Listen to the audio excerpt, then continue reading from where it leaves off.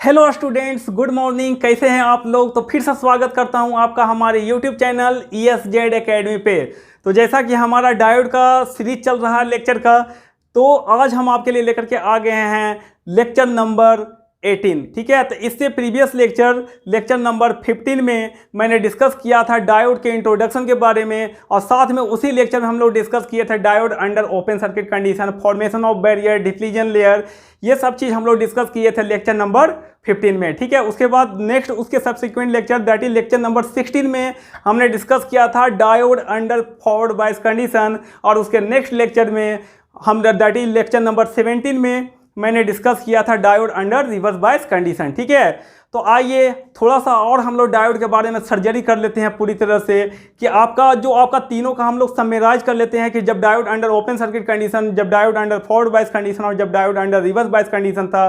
ठीक है, तो तीनों को आपस में क्या करते हैं, थोड़ा हम लोग प्रिसाइज रूप में उसको समरी के फॉर्म में हम लोग यहाँ पे कुछ नोट डाउन कर लेते हैं। ठीक है, तो आइए सबसे पहले आपको यहाँ पर दिख रहा होगा 3 फिगर। तो very first figure show the open circuited condition of the PN junction diode, और आपका सेकेंड जो आपका फिगर है that is diode under forward bias condition, जब आपने पी साइड को कनेक्ट किया positive terminal of the battery और एन साइड को negative terminal of the battery से। उसी प्रकार से आपका जो है third figure that is representing the diode under reverse bias condition, जिसमें आपने क्या किया, P side is connected to negative terminal of the battery and the N side is connected to positive terminal of the battery. ठीक है, तो सबसे पहले बताइए, जब मैंने diode under open circuit condition हम लोग डिस्कस किए थे, ठीक है, तो diode under open circuit condition में क्या हो रहा था, एक इक्विलिब्रियम कंडीशन आया था। इनिशियली डिफ्यूजन करंट फ्लो कर रहा था due to the concentration gradient.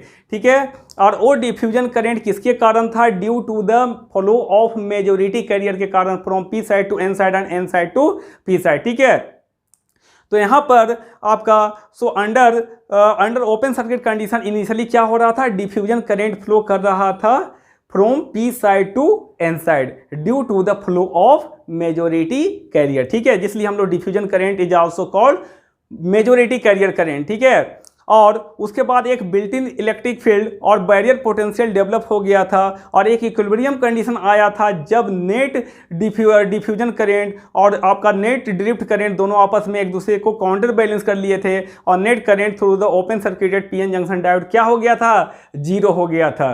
ठीक है, तो ऐसे कंडीशन में आपका टोटल डिफ्यूजन करंट और टोटल ड्रिफ्ट करंट आपस में क्या हो गया था, बराबर हो गया था, एक दूसरे को क्या कर लिए थे, काउंटर बैलेंस कर लिए थे। ठीक है, और एक स्टेडी स्टेट कंडीशन आया था। तो सबसे पहला फिगर आप देखिए, ये शो कर रहा है diode under open circuit condition. अब देखिए यहाँ पर कुछ टर्म हम लोग यहाँ पर डिफाइन कर लेते हैं। यहाँ पर आपका जो आप पी साइड में ये रिप्रेजेंट कर रहा है PP नोट।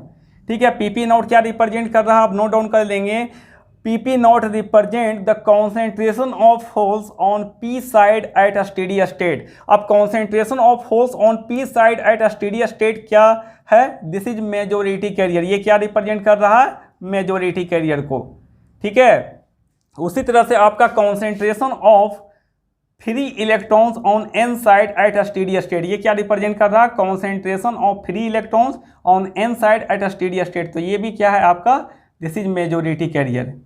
ये भी क्या है आपका, मेजोरिटी कैरियर। ठीक है, अब यहाँ पर जो डिप्लीजन लेयर का जो फॉर्मेशन हुआ था, ठीक है, उसका विड्थ ऑफ डिप्लीजन लेयर को हम लोग यहाँ पर कितना मान लिया, that is W is the total width of the depletion layer. और यहाँ पे XN नॉट और XP नॉट क्या रिप्रेजेंट कर रहा था, XN नॉट क्या रिप्रेजेंट कर रहा था, दैट इज कि डिप्लीजन लेयर का कितना पार्ट आपका एन रीजन में है, that is the penetration of depletion layer towards N side, and minus XP not represent the penetration of depletion layer towards P side. ठीक है, सो यहाँ पर हम लोग बोल सकते हैं कि आपका टोटल विड्थ और जो total width of depletion layer जो होगा that will be equal to XN not plus XP not, ये आपका होगा। Suppose this is equation number 1। ठीक है, ये क्या रिप्रेजेंट कर रहा है, penetration of depletion layer towards N side at a steady state. ये रिप्रेजेंट कर रहा है penetration of depletion layer towards P side at a steady state. ठीक है, तो अब एक चीज देखिए, initially due to the concentration gradient क्या हो रहा था, डिफ्यूजन करंट फ्लो कर रहा था। तो सपोज दैट ये जो डिफ्यूजन करंट डेंसिटी था उसका डायरेक्शन क्या था, from P side to N side. Net diffusion current density का डायरेक्शन क्या था, फ्रॉम P टू N। ठीक है, ये फॉरवर्ड करंट होता है। ठीक है, तो ये आपका क्या होगा, यहाँ पर डिफ्यूजन करंट फ्लो करेगा from P side to N side. So this is the direction of net diffusion current. ठीक है, किधर है, पी टू एन साइड। और ये किसके कारण होता है, due to the flow of majority carrier. जो डिफ्यूजन करंट यहाँ पर open circuited PN junction diode में होगा वो due to the flow of majority carrier holes from P side to N side and majority carrier free electrons from N side to P side होगा। ठीक है, तो ये क्या होता है, मेजोरिटी कैरियर करंट होता है, क्या, डिफ्यूजन करंट। तो ये क्या होगा आपका टोटल डिफ्यूजन करंट जो होगा वो due to the majority carrier. और यहाँ पर जो ड्रिफ्ट करंट फ्लो करेगा वो किधर होगा, due to the flow of minority carrier होगा। और ड्रिफ्ट करंट का डायरेक्शन मैंने बताया था वो किधर होगा, from N region to P region, from N side to P side. ठीक है, और ये जो ड्रिफ्ट करंट होता है उस ड्रिफ्ट करंट को हम लोग क्या बोले थे, उसको हम लोग बोले थे this is reverse saturation current. इसको हम लोग क्या बोले थे, रिवर्स सैचुरेशन करंट। और reverse saturation current under open circuit condition में जो फ्लो कर रहा था from N side to P side, ठीक है, that is due to the flow of minority carrier. ठीक है, तो ये क्या है, रिवर्स सैचुरेशन करंट। ठीक है, रिवर्स सैचुरेशन करंट। ठीक है, तो ये रिवर्स सैचुरेशन करंट का डायरेक्शन आप ऑलवेज याद रखिएगा। उसका डायरेक्शन क्या होता है, प्रीवियस लेक्चर में मैंने बताया कि उसका डायरेक्शन आपका N side to P side होता है। ठीक है, ऑलवेज रिवर्स सैचुरेशन करंट का। वो किसके कारण होता है, due to the flow of minority carrier. ये किस लिए बोलते हैं इसको, माइनॉरिटी कैरियर करंट होता है ये। ठीक है, so under steady state condition में क्या हुआ था, अंडर स्टेडी स्टेट कंडीशन में टोटल डिफ्यूजन करंट और टोटल ड्रिफ्ट करंट का जो मैग्नीट्यूड था वो आपस में बराबर हो गया था। दोनों एक दूसरे को क्या कर लिया था, काउंटर बैलेंस कर लिया था, जिसके कारण net current in the open circuited PN junction diode क्या हो गया था, आपका जीरो हो गया था, जे टोटल। ठीक है, करंट जो हो गया था that will be equal to zero. Net current आपका क्या हो गया था, open circuited PN junction diode में जीरो हो गया था। ठीक है, अब एक चीज़ देखिए, यहाँ पर जो आपका ये रिप्रेजेंट कर रहा है पी एन नॉट और N P not. N P not और पी एन नॉट क्या रिप्रेजेंट कर रहा है, ध्यान दीजिएगा। यहाँ पर P N not represent the concentration of holes at the edge of depletion layer on N side. क्या रिप्रेजेंट कर रहा है, concentration of holes at the edge of depletion layer on N side at a steady state. ठीक है, फिर से एक बार सुनिए, ये क्या रिप्रेजेंट कर रहा है, concentration of holes on at the edge of depletion layer on N side at a steady state. उसी तरह से यहाँ पर आपका माइनस एक्स पी नॉट पे जो आपका at the edge of depletion layer है, यहाँ पर कॉन्सेंट्रेशन ऑफ फ्री इलेक्ट्रॉन्स कितने हैं, एन पी नॉट। तो ये क्या रिप्रेजेंट कर रहा है, concentration of free electrons at the edge of depletion layer on P side. और ये दोनों क्या होंगे, माइनॉरिटी कैरियर कॉन्सेंट्रेशन होंगे। ठीक है, अंडर स्टेडी स्टेट कंडीशन में। तो ये क्या है, ये भी क्या है, माइनॉरिटी है, और ये भी आपका क्या है, माइनॉरिटी। ये दोनों क्या है, माइनॉरिटी कैरियर कॉन्सेंट्रेशन। सिंपल सी बात है, concentration of free electron on P side क्या होगा, माइनॉरिटी होगा। Concentration of hole on N side क्या होगा, माइनॉरिटी होगा। तो ये भी क्या है, माइनॉरिटी। ठीक है, यहाँ तक क्लियर हो गया होगा। तो अब यहाँ पर आप एकदम दिमाग में बैठा लो कि क्या था, initially under open circuit condition में जब स्टेडी स्टेट आया था तो पी रीजन में जो आपका मेजोरिटी कैरियर कॉन्सेंट्रेशन था under steady state PP naught था। ठीक है, यहाँ पर majority carrier concentration on the N side क्या था, एन एन नॉट था। ये दोनों क्या थे, majority carrier on P and N side. साथ में at the edge of depletion layer on N and P side जो आपका माइनॉरिटी कैरियर कॉन्सेंट्रेशन था, इस एज पे एन साइड में पी एन नॉट था, और यहाँ पर पी साइड में at the edge of depletion layer कितना था, concentration of free electrons N P not under steady state condition. ठीक है, सो आपका net current flowing through the open circuit PN junction diode क्या हो रहा था, जीरो हो जा रहा था, जो कि ओपन सर्किट कंडीशन को सेटिस्फाई कर रहा था। ठीक है, अब यहाँ पर देखिए, जैसे हम लोग फॉरवर्ड बायस अप्लाई करेंगे तब क्या होगा। तो जैसे आपने फॉरवर्ड बायस अप्लाई किया तो यहाँ पर concentration of holes on P side and N side क्या होगा, वो चेंज नहीं होगा। क्यों, अब देखो यहाँ पर जैसे आपने क्या किया, P side connected to positive terminal और N side is connected to negative terminal. तो इनिशियली क्या था, पी रीजन में मेजोरिटी कैरियर क्या था, पी नॉट था, concentration of holes on P side at steady state, और ये क्या था, मेजोरिटी कैरियर था। ठीक है। तो जैसे ही आप फॉरवर्ड बायस अप्लाई करोगे, जैसे ही आप फॉरवर्ड बायस अप्लाई करोगे तो यहाँ पर concentration of holes on P side क्या होगा, ये चेंज नहीं होगा, ये पी नॉट के ही बराबर होगा, concentration of holes on P side at steady state value जो आपका है, ठीक है। और उसी तरह से यहाँ पर एन साइड में जो आपका कॉन्सेंट्रेशन ऑफ फ्री इलेक्ट्रॉन्स है, ठीक है, वो क्या हो जाएगा अंडर फॉरवर्ड बायस कंडीशन में, वो स्टेडी स्टेट वैल्यू के ही बराबर होगा, ये एन एन नॉट के बराबर होगा, ठीक है। So we can say that the concentration of majority carrier holes, ठीक है, on P side and majority carrier electrons on N side does not change after applying the forward bias voltage because under a steady state condition में जो PP not और PN not जो था आपका concentration of hole on P side and concentration of hole free electrons on N side, ठीक है, उसको maintain करेगा, कौन मेंटेन करेगा, वो मेंटेन करेगा बैटरी, वो बैटरी का टेंशन है कि आपका कैसे उसको मेंटेन करके रखना है, ठीक है। सो अंडर फॉरवर्ड बायस कंडीशन में आपका P और N रीजन में मेजोरिटी कैरियर कॉन्सेंट्रेशन चेंज नहीं होगा, ये आप नोट कर लें, ठीक है। अब आइए यहाँ पर अगर मैं बात करूँ, बोलते हैं कि फॉरवर्ड बायस कंडीशन में आपका क्या होता है, width of depletion layer decrease कर जाता है। तो देखिए जैसे ही आप फॉरवर्ड बायस अप्लाई करोगे तो ये क्या कर रहा था, यहाँ से फ्री इलेक्ट्रॉन्स को क्या कर रहा था, पुश कर रहा था, इसका नेगेटिव टर्मिनल फ्री इलेक्ट्रॉन्स को इधर से पुश कर रहा था, ठीक है, फ्री इलेक्ट्रॉन को पुश कर रहा था, तो फ्री इलेक्ट्रॉन्स इधर मूव करेंगे इसके कारण, और यहाँ पर क्या हो रहा था, आपका पॉजिटिव टर्मिनल यहाँ से होल्स को क्या कर रहा था, होल्स को पुश कर रहा था इधर से, ठीक है, होल्स को इधर से पुश कर रहा था और फ्री इलेक्ट्रॉन को इधर से पुश कर रहा था, ठीक है। तो जैसे ही पुश करेगा तो यहाँ पर क्या होगा, opposition to the flow of majority carrier, थोड़ा सा अपोजिशन कम हो जाएगा। क्यों कम हो जाएगा, क्योंकि ये क्या करेगा, पहले क्या था, पहले barrier potential under steady state condition में क्या था, वी नॉट था, लेकिन जैसे ही आप फॉरवर्ड बायस अप्लाई करोगे तो ये बैरियर पोटेंशियल जो अपोज कर रहा था किसको, फ्लो ऑफ मेजोरिटी कैरियर को, तो मैंने बताया भी था कि barrier opposes the flow of majority career, that is it opposes the diffusion current, ठीक है, and it support the drift current, that is it support the flow of minority carrier, ठीक है।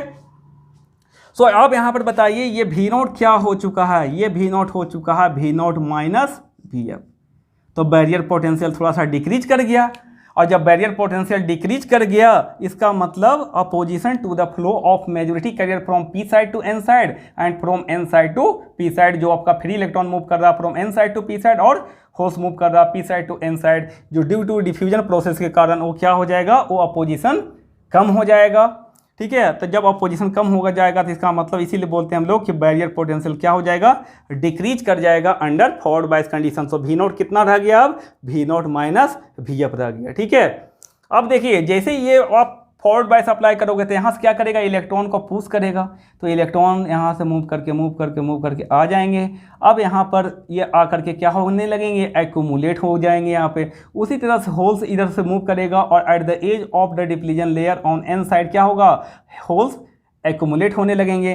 तो ये दोनों एज पे, ठीक है, at the edge of depletion layer on N side and P side, ये क्या होगा, माइनॉरिटी कैरियर कॉन्सेंट्रेशन क्या हो जाएगा, इंक्रीज कर जाएगा अंडर फॉरवर्ड बायस कंडीशन में। तो सपोज दैट मैंने मान लिया कि अंडर फॉरवर्ड बायस कंडीशन में यहाँ पर जो कॉन्सेंट्रेशन ऑफ फ्री इलेक्ट्रॉन्स थे at the edge of depletion layer on P side, ये क्या था, एनपी था, and the concentration of holes at the edge of depletion layer on P side N side, वो कितना था, दैट इज पीएन था, ये क्या था, पीएन था।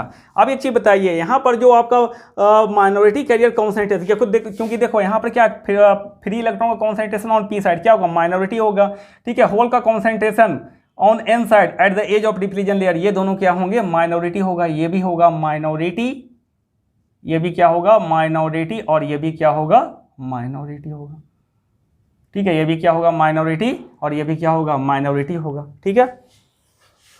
अब एक चीज बताइए, तो इसका मतलब हम लोग क्या बोल सकते हैं कि at the edge of depletion layer क्या हो जाएगा, concentration of minority carrier increase कर जाएगा। तो हम लोग बोल सकते हैं कि यहाँ पर एनपी क्या होगा, ग्रेटर देन एनपी नॉट, और पीएन क्या होगा, ग्रेटर देन पीएन नॉट। जो स्टेडी स्टेट कंडीशन में at the edge of depletion layer जो इनिशियली कितने थे, पीएन नॉट और एनपी नॉट थे at the edge of depletion layer, वो क्या हो जाएगा, अब इंक्रीज कर जाएगा, ठीक है, concentration of minority career. So NP greater than NP not and PN greater than PN not, ठीक है।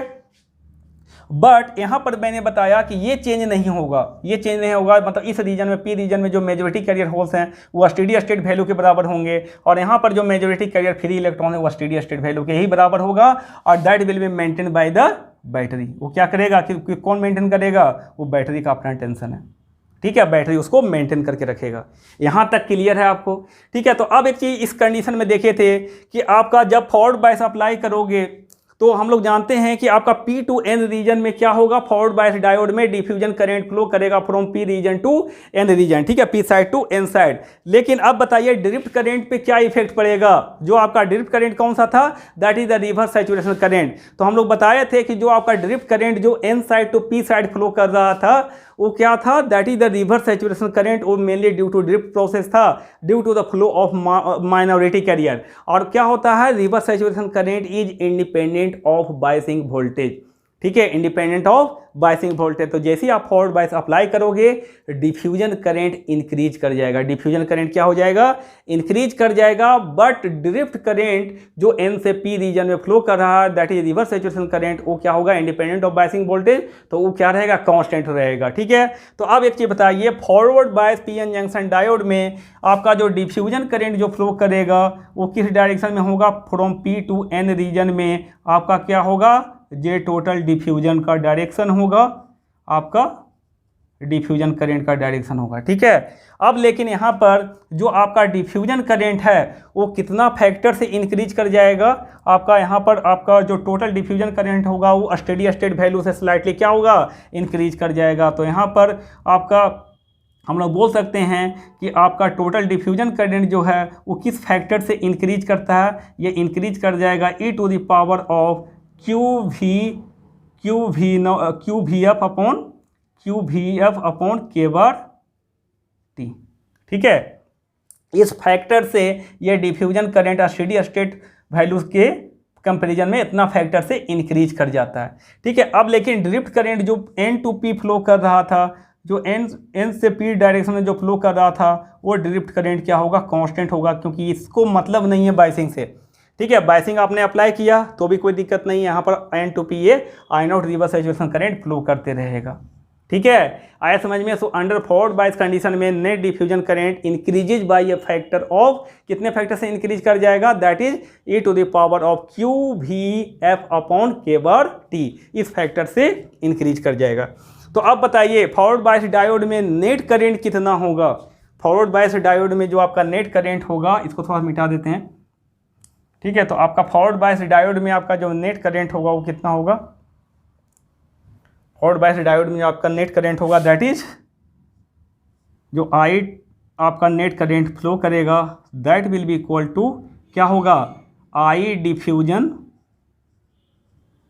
डिफ्यूजन माइनस I ड्रिफ्ट, होगा कि नहीं होगा, ठीक है। और ये डिफ्यूजन करंट जो फ्लो कर रहा था वो किधर, from P to N region, और ये फ्लो कर रहा था from N to P reason.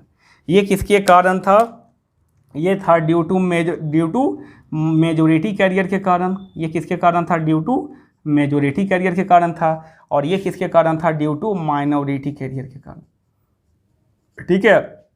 तो यहाँ पर बोल सकते हैं कि आपका डिफ्यूजन कर, देखो इनिशियली क्या था, डिफ्यूजन करंट और ड्रिफ्ट करंट आपस में क्या थे, बराबर थे। तो हम लोग बोल सकते हैं कि आपका जो diffusion current under steady state में है, ठीक है, दैट इज I डिफ्यूजन, ठीक है। आपका जो I डिफ्यूजन है अंडर स्टेडी स्टेट में किसके बराबर है, ये I0 के बराबर है, ठीक है, क्योंकि डिफ्यूजन करंट और ड्रिफ्ट करंट क्या थे, आपस में बराबर थे, ठीक है। तो अब एक चीज़ बताइए, तो यहाँ पर आपका जो मेजॉरिटी कैरियर कॉन्सेंट्रेशन के कारण जो आपका जो net diffusion current from P to N region है वो कितना टाइम से इंक्रीज कर रहा था, ठीक है। दैट इज जो आपका डिफ्यूजन करंट है, जो डिफ्यूजन करंट है अंडर स्टेडी स्टेट में, अंडर स्टेडी स्टेट में जो डिफ्यूजन करंट था उससे कितने फैक्टर से इंक्रीज किया, तो e to the power of QVF upon K bar T, इतने फैक्टर से वो इंक्रीज कर गया था। और साथ में जो आपका ये माइनॉरिटी कैरियर कॉन्सेंट्रेशन कारण क्या हो रहा है, that is drift current flow कर रहा है N टू P रीजन, वो क्या है, दैट इज I0, ठीक है। अब बताइए अंडर स्टेडी स्टेट कंडीशन में जो आपका डिफ्यूजन करंट है वो किसके बराबर है, ये I0 के बराबर है, वो किसके बराबर है, आई नॉट के बराबर है। तो यहाँ पर जो नेट करेंट होगा that will be equal to क्या हो जाएगा, I not e to the power of Q V F upon K bar T और माइनस आई नॉट। ठीक है, यहाँ तक समझ में आया।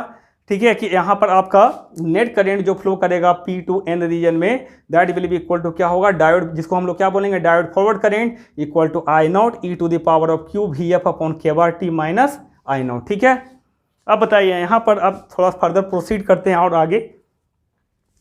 ठीक है, आगे प्रोसीड करते हैं तो यहाँ पर क्या हो जाएगा आपका, सो अब नेट करेंट आप देखो कितना हो जाएगा, यहाँ से नेट करेंट यहाँ पर आपका आ जाएगा, इसको नोट कर लीजिए। अब यहाँ से नेट करेंट जो आपका होगा, सो विच इम्प्लाई दैट जो आपका नेट करेंट होगा in the forward bias diode में, फॉरवर्ड बायस डायोड में, ठीक है, that will be equal to क्या होगा, आई नॉट कॉमन ले लो, क्या बचेगा, e to the power of Q V F upon K bar T और माइनस 1, ये होगा आपका। ठीक है, so net current flowing through the forward bias diode will be equal to I naught A to the power of Q V F upon K bar T और minus 1। ठीक है, तो हम यहाँ पर इसको हम लोग और थोड़ा सा आगे बढ़ाते हैं। ठीक है, आई नॉट और यहाँ पर क्या होता है, e to the power of V F, और इसको हम लोग क्या लिख सकते हैं, K bar T upon Q और माइनस 1। ठीक है, और यहाँ पर K bar T upon Q किसको रिप्रेजेंट करता था, that is represent V T, thermal voltage को। ठीक है, तो यहाँ से आपका क्या हो जाएगा, that will be equal to I not into e to the power of V F upon V T और माइनस 1।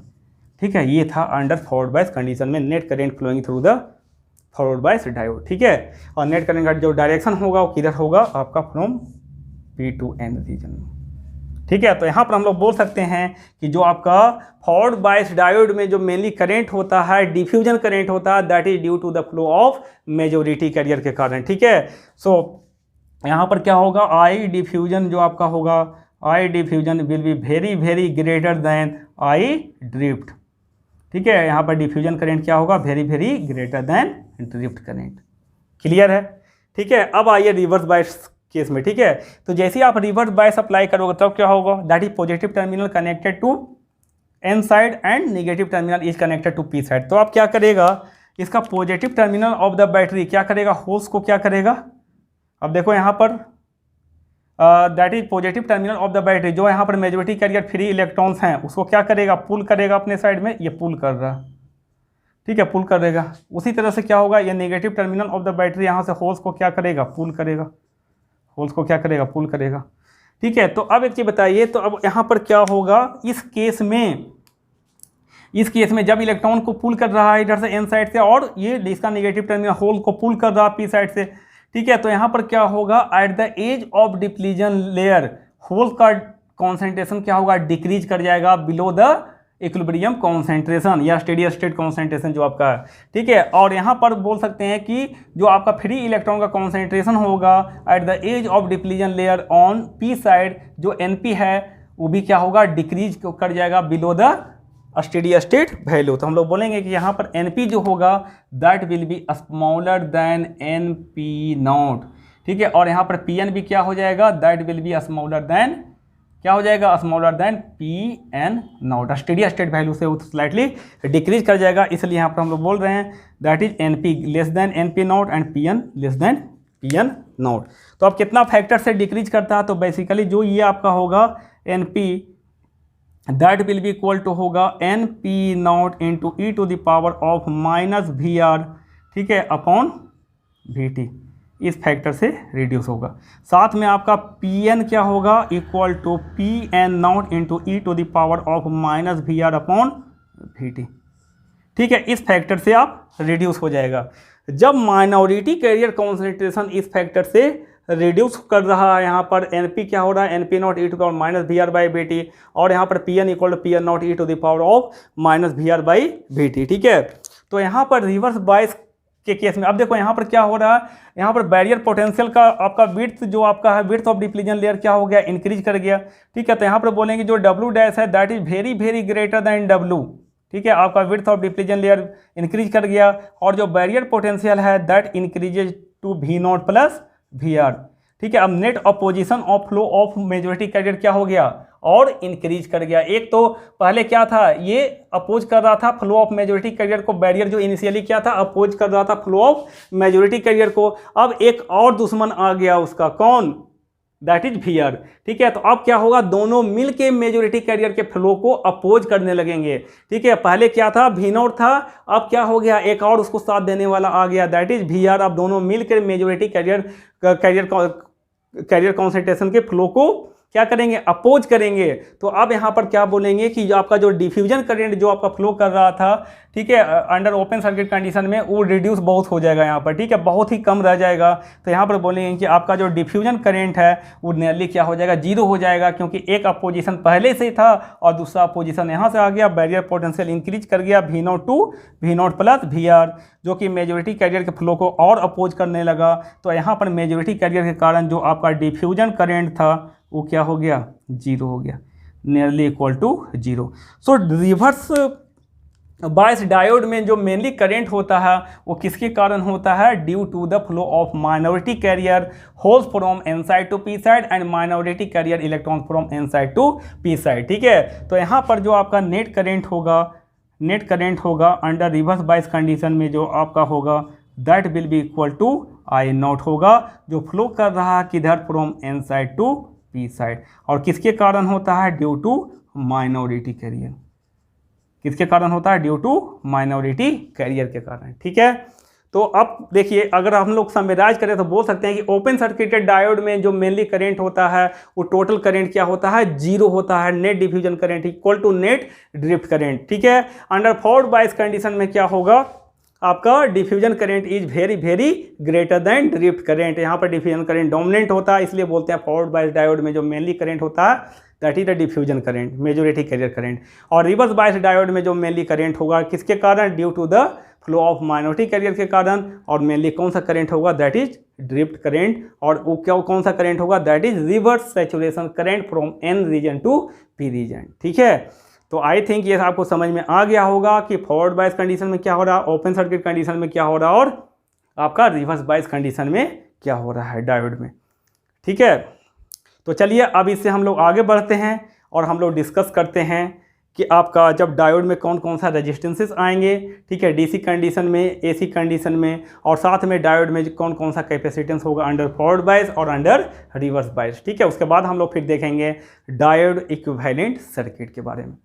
ठीक है, उसमें 3 मॉडल हम लोग डिस्कस करेंगे, that is peace wise linear model, उसके बाद आपका simplified model and ideal model. ये तीनों मॉडल को हम लोग स्टडी करेंगे डिटेल में। फिर हम लोग नेक्स्ट सब्सिक्वेंट लेक्चर में, फिर हम लोग जो नेक्स्ट लेक्चर आएगा उसमें हम डायोड पे अच्छे न्यूमेरिकल करेंगे कि डायोड का ऑन कंडीशन ऑफ कंडीशन से रिलेटेड जो क्वेश्चन आते हैं कि कौन सा डायोड ऑन होगा, कौन सा डायोड ऑफ होगा, तो इससे रिलेटेड अच्छी ट्रिक्स मैं आपको बताऊंगा।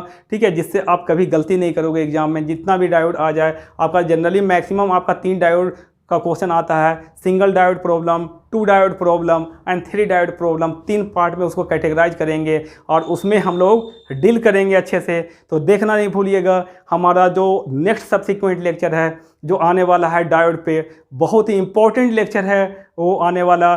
ठीक है, तो उसे आप देखना ना भूलेंगे, उसमें हम लोग अच्छी ट्रिक्स हम लोग डिस्कस करेंगे। ठीक है, तो आई थिंक ये आपको समझ में आया होगा। तो आगे हम लोग अभी डिस्कस करते हैं इसी लेक्चर में डायोड रेजिस्टेंस और डायोड कैपेसिटेंस। अब हम लोग डिस्कस करते हैं diode resistance and diode capacitance के बारे में। ठीक है, तो अगर मैं सबसे पहले डायोड रेजिस्टेंस की बात करूं तो मेनली डायोड 2 टाइप का रेजिस्टेंस ऑफर करता है, एक अंडर डीसी कंडीशन में और अदर अंडर एसी कंडीशन में। ठीक है, तो अंडर डीसी कंडीशन में जो डायोड रेजिस्टेंस ऑफर करता है उसे हम लोग क्या बोलते हैं, स्टैटिक रेजिस्टेंस। ठीक है, और अंडर एसी कंडीशन जो आपका डायोड रेजिस्टेंस ऑफर करेगा, this is called dynamic resistance. ठीक है, तो उसे हम क्या बोलते हैं, डायनेमिक रेजिस्टेंस। ठीक है, तो अगर मैं डायोड रेजिस्टेंस की बात करूं तो इसमें 2 टाइप का मेनली रेजिस्टेंस होगा, that is first one is called, ठीक है, static resistance and the second one is called dynamic resistance. ठीक है, और ये डायनेमिक रेजिस्टेंस कब होगा, अंडर एसी कंडीशन, जब आप सेमीकंडक्टर डायोड में कनेक्ट करते हो एक्सटर्नल एसी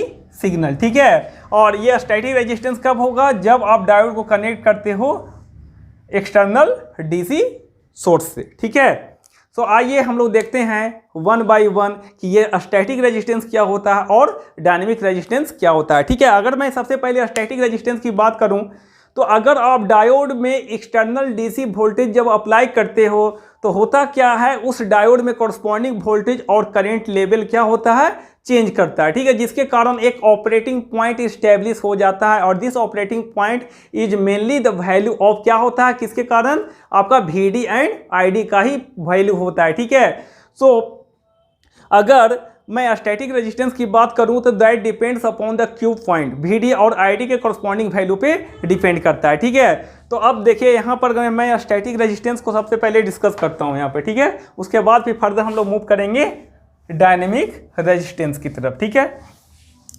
तो देखिए यहाँ पर अगर मैं डायोड की बात करूं तो डायोड का आपका सर्किट सिंबल क्या था, आपका डायोड का जो आपका सर्किट सिंबल था, this is circuit symbol of diode. ठीक है, अगर आप इसमें क्या करते हो, एक्सटर्नल डीसी बायसिंग आप अप्लाई करते हो, suppose that this is the external DC biasing, इसे हम लोग क्या कर दिया, सपोज दैट फॉरवर्ड बायस आपने कर दिया। ठीक है, P side is connected to positive terminal and N side is connected to negative terminal, तो आपने फॉरवर्ड बायस वोल्टेज अप्लाई किया। ठीक है, तो इसमें क्या होगा, P side to N side एक करंट फ्लो करेगा, this is called diode forward current, जिसे आप रिप्रेजेंट करते हो ID से या IF से रिप्रेजेंट करते हैं। ठीक है, और इसमें क्या होगा, आपका एक क्या होगा, डायोड फॉरवर्ड वोल्टेज होगा, और डायोड फॉरवर्ड वोल्टेज को रिप्रेजेंट करते हैं हम लोग किससे, VD से, या फिर रिप्रेजेंट करते हैं हम लोग क्या, VF से रिप्रेजेंट करते हैं। ठीक है, तो अगर मैं डायोड फॉरवर्ड वोल्टेज की बात करूं तो डायोड का फॉरवर्ड वोल्टेज का पोलैरिटी क्या होना चाहिए, that should match with,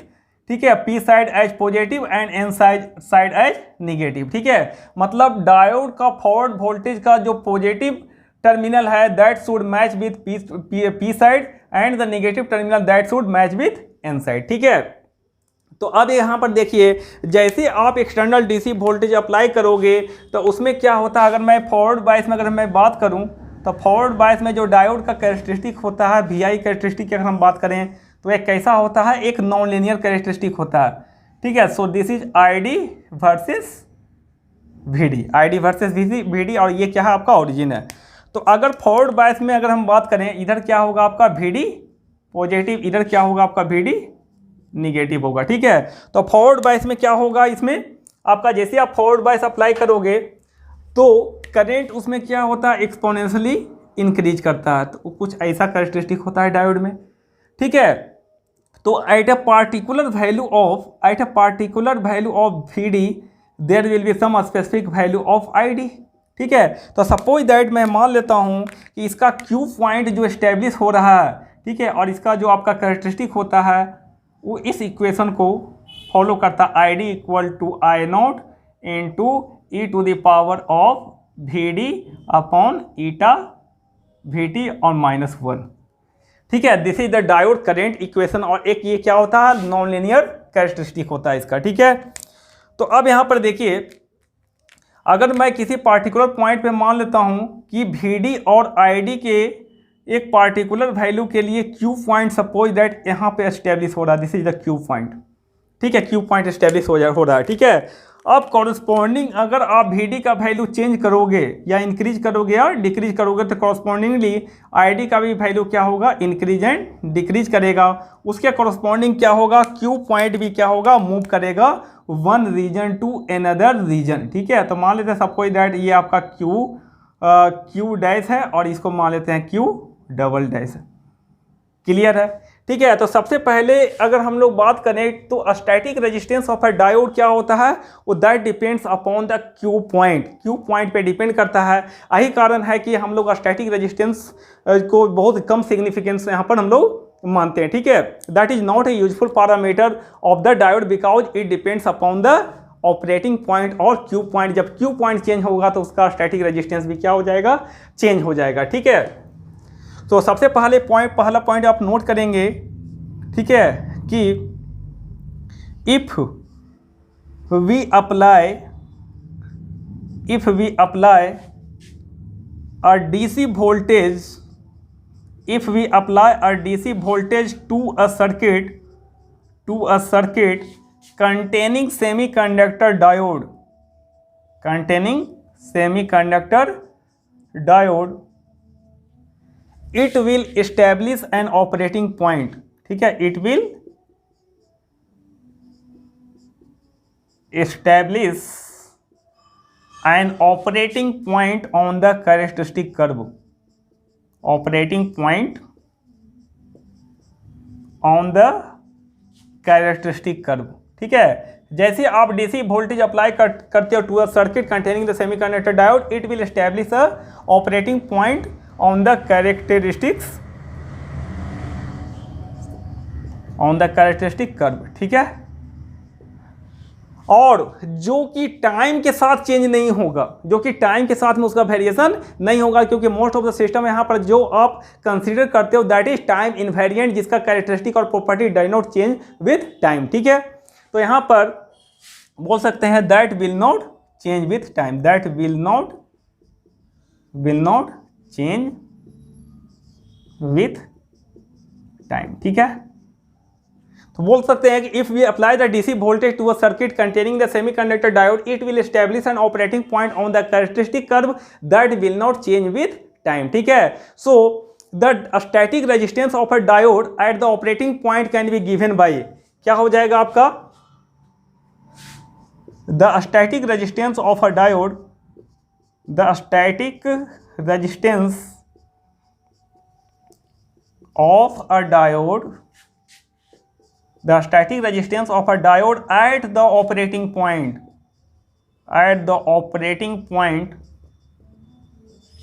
can be given by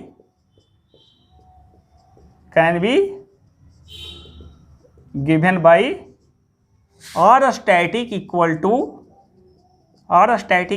to corresponding ratio of क्या हो जाएगा, VD by ID का रेशियो होगा at the point Q. So this is the definition of static resistance of the diode, ठीक है। कैसे हम लोग फाइंड करते हैं, आपका VD और ID का वैल्यू उस Q पॉइंट पे, ये दोनों का रेशियो ही क्या रिप्रेजेंट करता है, static resistance of the diode को रिप्रेजेंट करता है, ठीक है।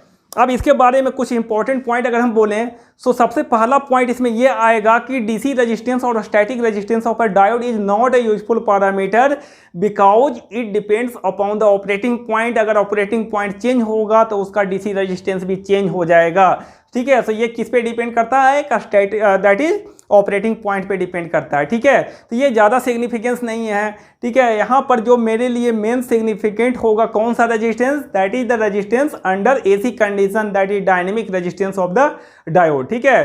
तो सब उसके बाद हम लोग देखते हैं अब that is dynamic resistance of a diode. इसके बारे में नोट कर लेंगे, it is not a useful parameter because it depends upon the operating point. Static resistance के बारे में लिख लेंगे, ठीक है। तो अब आइए हम लोग देखते हैं दैट इज डायनेमिक रेजिस्टेंस, जो मेनली यहाँ पर बहुत इंपॉर्टेंट है, ठीक है। अब देखिए, अगर मैं डायनेमिक रेजिस्टेंस की बात करूं तो डायनेमिक रेजिस्टेंस में क्या होगा आपका, that is resistance offered by the diode under AC condition, ठीक है। सो अगर मैं बात करूं कि जब जैसे आप एसी वोल्टेज कनेक्ट करते हो, एसी सिग्नल कनेक्ट करते हो एक्सटर्नली टू द डायोड, तो उसमें क्या होगा आपका क्यू पॉइंट के आसपास, ठीक है। उसमें क्या होता है कि क्यू पॉइंट के आसपास उसका क्या होगा, जैसे आप VD का वैल्यू चेंज करोगे डेल्टा VD से, ठीक है, उसके कॉरस्पॉन्डिंग ID में भी चेंजिंग होगा, कितना से, डेल्टा ID से, ठीक है। तो उसमें हम एक लिमिटिंग वैल्यू लेते हैं, ठीक है, कि जब आपका डेल्टा VD टेंड्स टू 0 है, उस समय एट ए पार्टिकुलर पॉइंट क्या होगा, आपका delta VD upon delta ID का जो रेशियो होगा that is called dynamic resistance, ठीक है, which is represented by dVD upon dID से, ठीक है।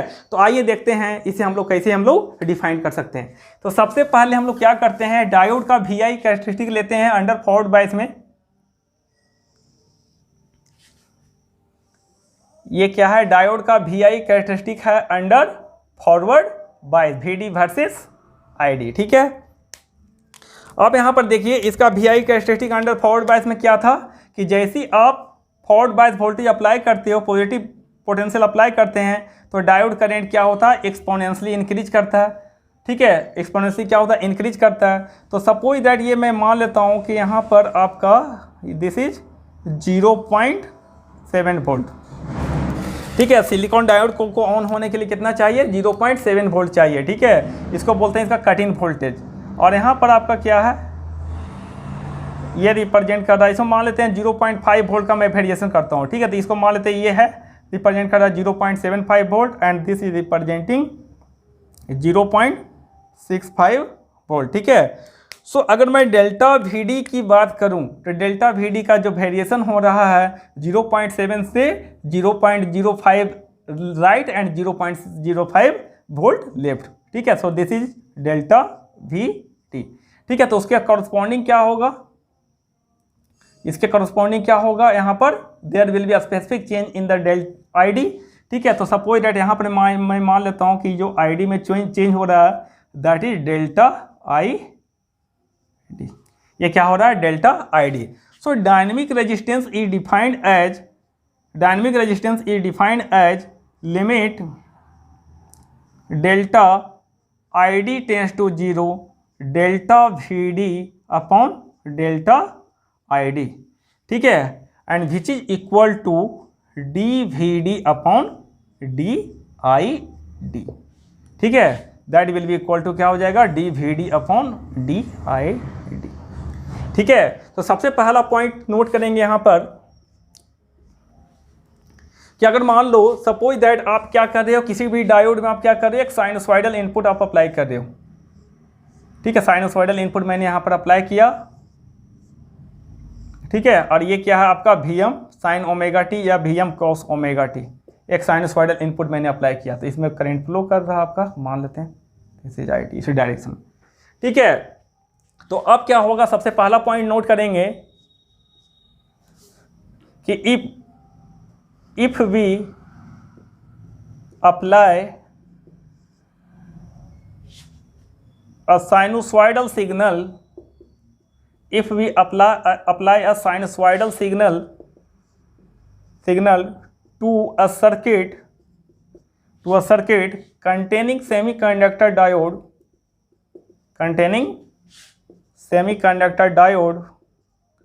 the situation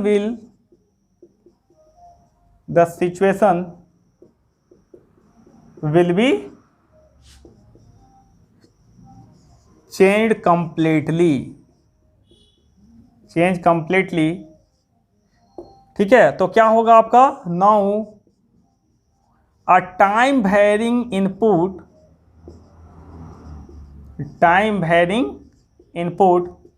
moves the instantaneous operating point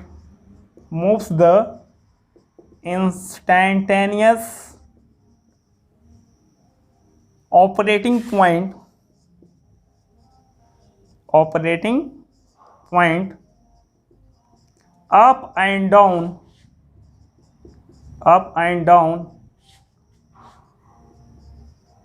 the region of characteristics।